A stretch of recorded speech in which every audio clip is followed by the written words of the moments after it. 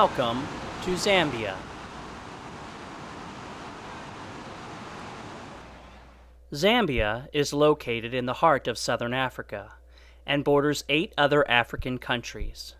It is slightly larger than the state of Texas and has a population of about 11.5 million people. The vast majority of its people live down the center of the country, from the Copper Belt in north-central Zambia to Lusaka and on to Livingston, which follows the line of rail established in colonial times to export its rich copper deposits. Copper mining and a growing agricultural market are the main sources of income for the country. As well, it is the most peaceful nation in southern Africa and has had no major internal conflicts since its independence in 1964.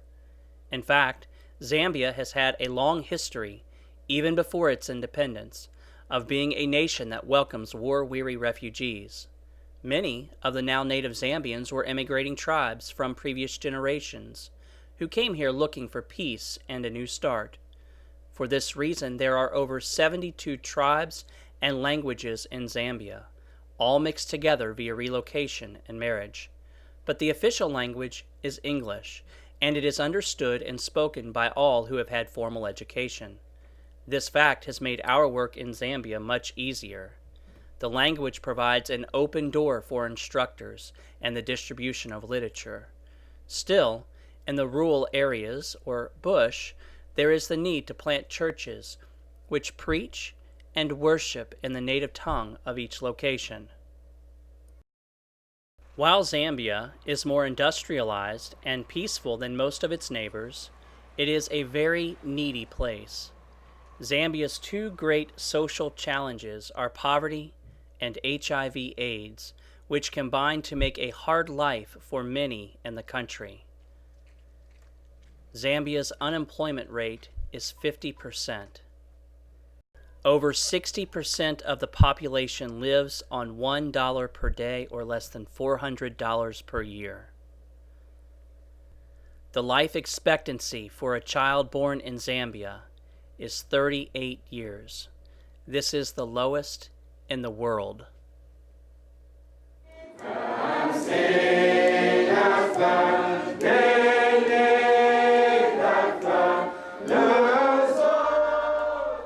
Though poor in material things, there is a growing love and devotion to Christ and His Word.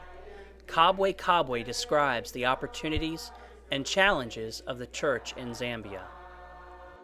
Well then, Zambia, generally speaking, is a religious nation. I think from 1964 somewhat to 1991, we had a president who was very religious, but at the same time he mixed religion with humanism until 1991, when there was a change of government. There we had a Christian, so-called Christian president with courts. It's quite open to religion. With the upcoming of the charismatics in the land, I would say it's a kind of what is common said, it's 1,000 kilometers wide and basically maybe a 1-inch deep. The teachings in a number of these churches are basically circled about, it's more human-centered. So what I would say, it's poorly taught, and that's a great challenge we have, especially some of us coming from Reformed Baptist churches, to establish churches that are grounded in the truth. Yeah. Lord, take my intellect and use. Within this context, the Lord has raised up a number of churches that are committed to Christ, evangelistically zealous, and compassionately open-hearted and generous to the needy. Included among these growing and godly churches are about 25 to 30 Reformed Baptist works, which are spread throughout the country. Okay, the Reformed Baptist churches, it came in as a wind, basically, from young men who were exposed to a Ban of Truth books. And with time, way back, we're talking now of 20 years ago, they were young men, now who are quite, not just young fathers, now they are men like myself.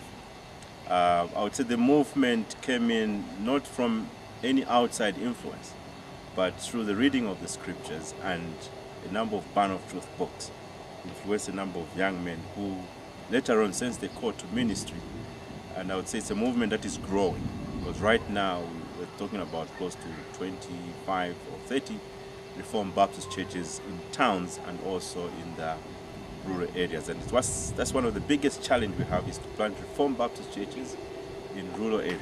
So we need to train men who communicate the gospel through, of course, packaging the Reformed Baptist faith in the local languages. It's a great challenge. These churches range from just a handful of families each to between 300 and 500 members in the two largest churches in the capital city of Lusaka. Over the past 2 years, we have been privileged to preach in several of these churches and see firsthand the spiritual life and fellowship and the transformed lives of the people of God in these churches.